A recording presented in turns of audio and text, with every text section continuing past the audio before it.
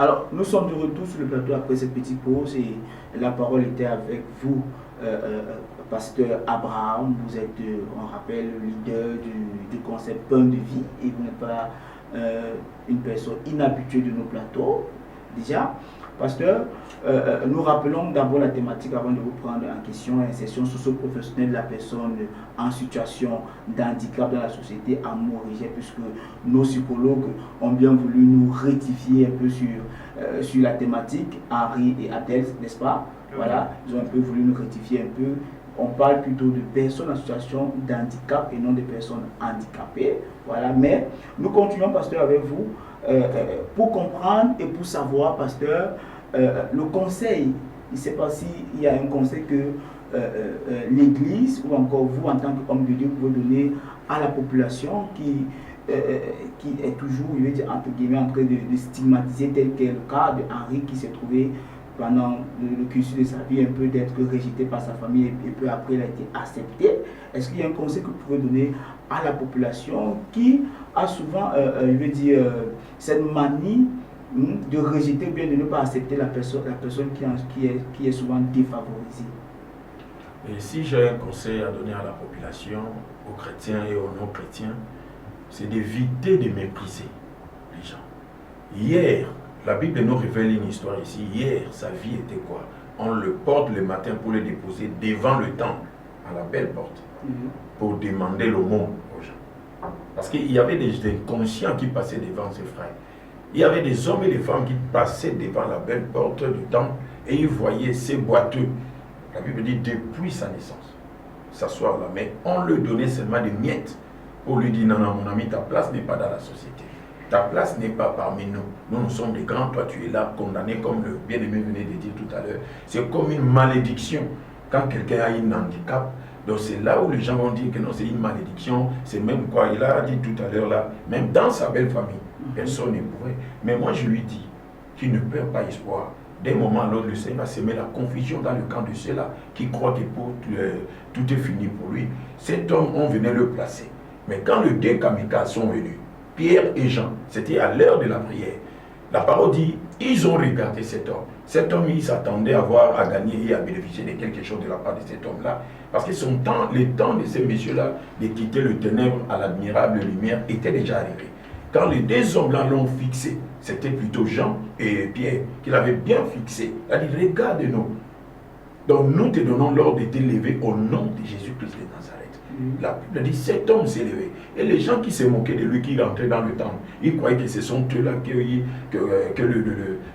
la nature avait permis d'exceller, d'être béni, d'être élevé, de trouver le travail, de trouver de belles femmes, d'habiter dans de belles maisons. Quand cet homme-là, après sa délivrance, il était entré dans le temple, la Bible dit en sautant et en louant le Seigneur. Parce que le problème qui est là aussi dans la vie de nos bien-aimés qui ont quelques handicaps, oui, qu'ils ne perdent pas le courage. Parce que ce qui est dans l'homme, le problème c'est quoi? Notre ennemi, c'est d'abord nous-mêmes. Pendant que 3 ou 4 personnes ont dit ceci, toi aussi tu laisses graver ça dans ta mémoire et tu commences à fonctionner selon les dires des personnes, des gens. Tu comprends? Mais maintenant, ces boiteux qu'on a connus boiter hier, mais quand il était entré dans le temple, quel était maintenant le sentiment de ceux qui étaient dans le temple? La Bible dit, des choses qui sont impossibles aux hommes, mais à Dieu est possible. Dieu peut opérer un miracle. Donc, comme pour dire, tout est possible. Tout est possible. Et qui ne doit pas avoir... Tout est possible. C'est pourquoi, par rapport à ta question, il faut que les gens fassent beaucoup attention. Que la personne soit riche, pauvre, petit ou grand, qu'il soit chômeur, célibataire, nous devons du respect. Parce que l'handicap, c'est d'abord au niveau de la tête. L'handicap, c'est d'abord au niveau de l'esprit. Parce que la Bible dit la chair ne sert de rien.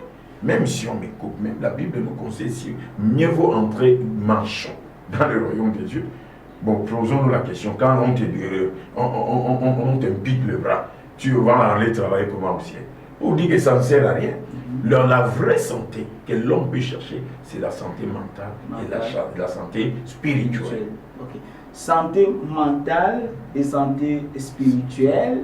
Abdel, est-ce qu'on peut dire avec notre société d'aujourd'hui. Il y a des organisations qui les accompagnent naturellement. Henri ne va pas me dire le contraire. Voilà.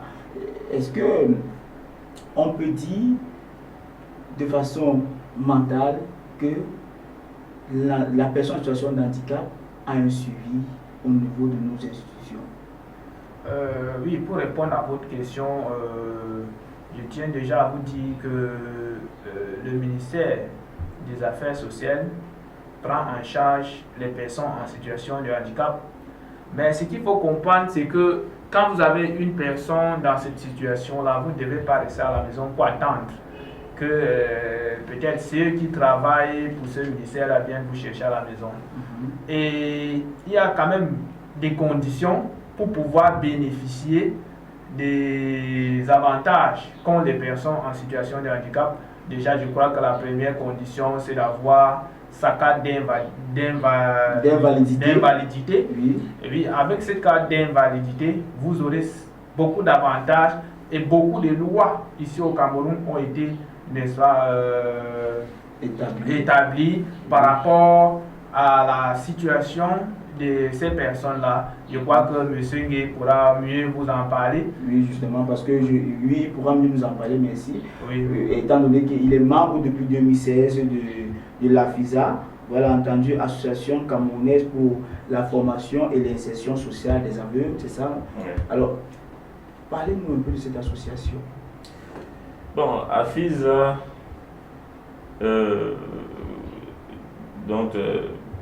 son leitmotiv est même déjà dans la définition de son cycle. Donc, c'est une association qui forme les déficients visuels. Il insère, l'association insère ceux qui ont encore l'âge scolaire dans des écoles, des universités, ainsi de suite. Et aussi ceux qui, des adultes, on les apprend des métiers.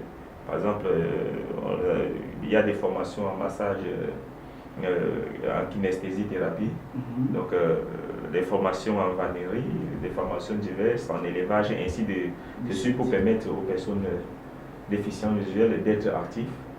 Oui.